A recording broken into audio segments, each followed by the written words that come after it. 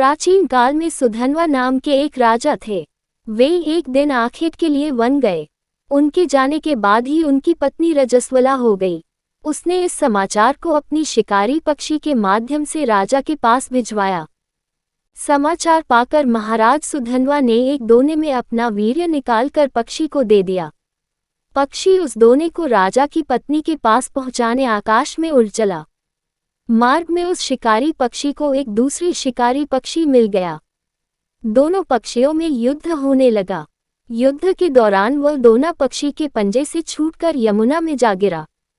यमुना में ब्रह्मा के शाप से मछली बनी एक अप्सरा रहती थी। मछली रूपी अप्सरा दोने में बहते हुए वीर्य को निगल गई तथा उसके प्रभाव से वह गर्भवती हो गई। गर्भ पूर्ण होने पर एक निषाद ने उस मछली को अपने जाल में फंसा लिया।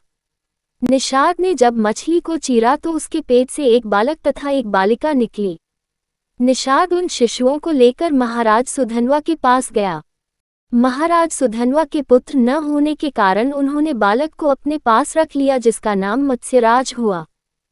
बालिका निषाद के पास ही रह गई और उसका नाम मत्स्यगंधा रखा गया, क्योंकि उसके अंगों से मछली की गंध निकलती थी। उस कन्या को सत्यवती के नाम से भी जाना जाता है।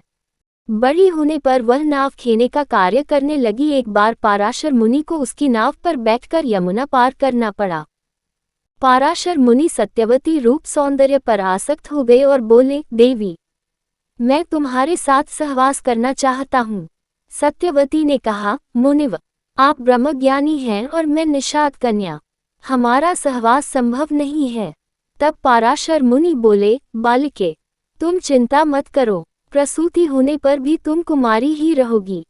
इतना कहकर उन्होंने अपने योगबल से चारों ओर घने कोहरे का जाल रच दिया और सत्यवती के साथ भोग किया।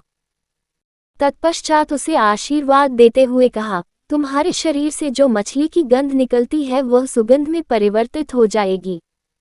समय आने पर सत्यवती गर्भ से वेद वेदांगों में पारंगत एक पुत्र हुआ।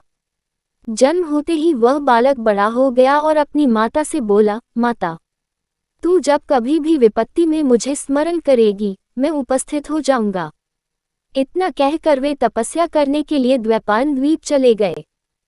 द्वैपायन द्वीप में तपस्या करने तथा उनके शरीर का रंग काला होने के कारण उन्हें कृष्ण द्वैपायन कहा जाने लगा। आगे चलकर वेदों का भाष्य करने के कारण वे वेदव्यास के नाम से विख्यात हुए।